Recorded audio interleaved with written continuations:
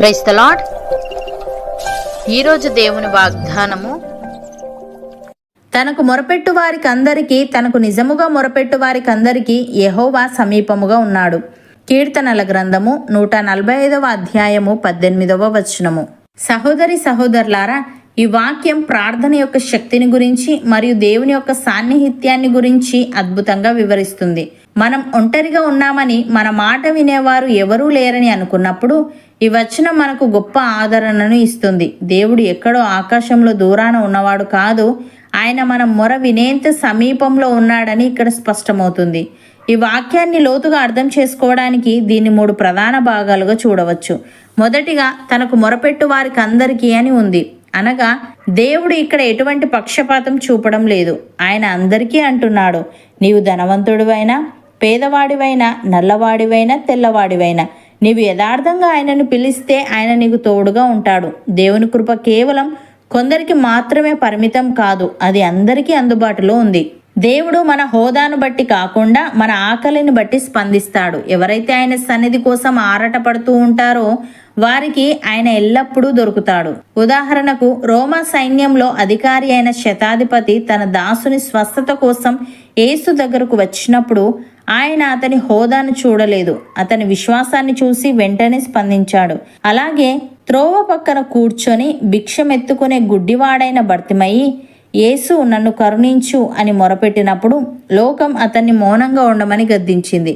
కానీ దేవుడు అతని మొరను ఆలకించి అతన్ని పిలిచి దృష్టిని ప్రసాదించాడు. ప్రియులారా, దేవుని సన్నిధి ఒక ఓపెన్ ఇన్విటేషన్ వంటిది. అక్కడ అర్హత కార్డులు ఉండవు, కేవలం అవసరత మరియు యథార్థత అనే 2 గుర్తింపులు ఉంటే చాలు. రెండవదిగా, తనకు నిజముగా మొరపెట్టు వారికి అందరికీ అని ఉంది. ఇక్కడ ఒక ముఖ్యమైన షరతు ఉంది. మొరపెట్టడం అంటే కేవలం పెదవులతో పలకడం కాదు, నిజముగా మొరపెట్టడం. నిజముగా అంటే హృదయపూర్వకంగా, యథార్థతతో మరియు పూర్తి విశ్వాసంతో దేవుని వైపు చూడడం. ఆత్మీయంగా నటించడం వేరు, ఆకలిగా ఉన్న బిడ్డ తన తండ్రిని అడిగినట్లు యథార్థంగా అడగడం వేరు. దేవుడు మన మాటల కంటే మన హృదయాన్నే ఎక్కువగా చూస్తాడు. మనలో కపటం లేకుండా, ప్రభువా నీవే నాకు దిక్కు అని మనం మొరపెట్టినప్పుడు ఆయన మనకు అత్యంత సమీపంగా వస్తాడు. ఉదాహరణకు, హన్నా మందిరంలో తన హృదయాన్ని దేవుని ఎదుట కుమ్మరించింది. ఆమె పెదవులు మాత్రమే కదులుతున్నాయి, కానీ ఆమె ఆత్మ లోతుల్లో నుండి నిజంగా మొరపెట్టింది. దేవుడు ఆమెకు సమీపముగా ఉండి ఆమె దుఃఖాన్ని తుడిచి ఆమెను ఆశీర్వదించాడు. అలాగే మరణానికి సిద్ధపడమని దేవుని వార్త వచ్చినప్పుడు హిజ్కియా తన ముఖమును గోడతట్టు తిప్పుకొని, యెహోవా చిత్తగించుము, యథార్థ హృదయుడనై నీ సన్నిధిని ఎలా నడుచుకుంటునో జ్ఞాపకము చేసుకొనుము అని కన్నీళ్లు విడిచి ప్రార్థించాడు.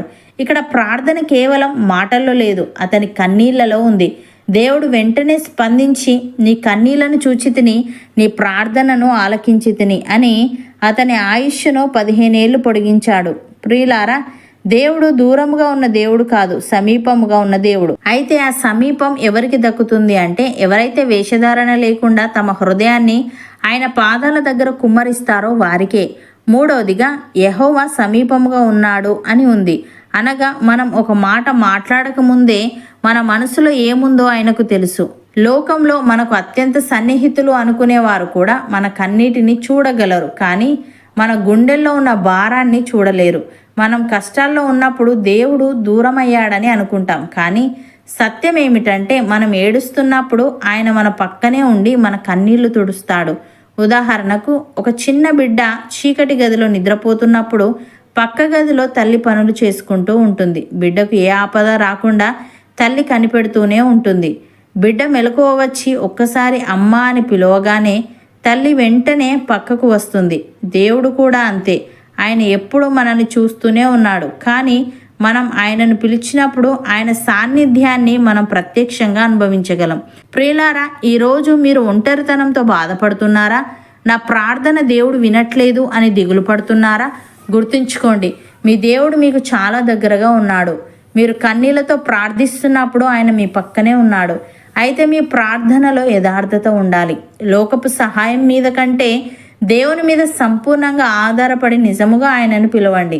ఆయన మీ మొర ఆలకిస్తాడు, మీ పరిస్థితులను మారుస్తాడు. ఆయన సమీపముగా ఉన్నాడు కాబట్టి ఏ కీడు మిమ్మల్ని తాకలేదు.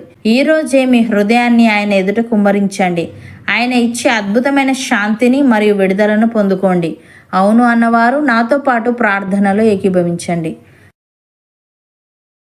పరిశుద్ధుడా, ప్రేమగల తండ్రి, నీకు మొరపెట్టు వారికందరికీ, నీకు నిజముగా మొరపెట్టు వారికందరికీ నీవు సమీపముగా ఉన్నావని, నీవు మా హోదాను బట్టి కాకుండా మా ఆకలిని బట్టి స్పందిస్తావని, ఎవరైతే నీ సన్నిధి కోసం ఆరాటపడుతూ ఉంటారో వారికి నీవు ఎల్లప్పుడూ దొరుకుతావని సెలవిచ్చావు. తండ్రి నీకు స్తుతులు.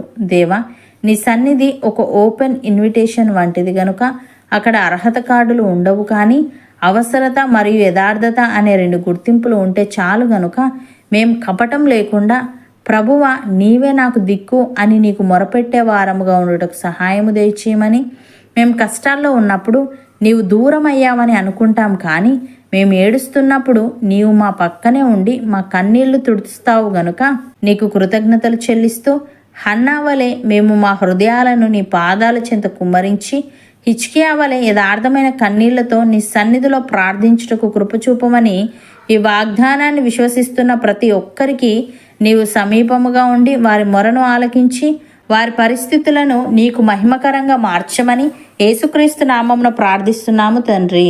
ఆమెన్.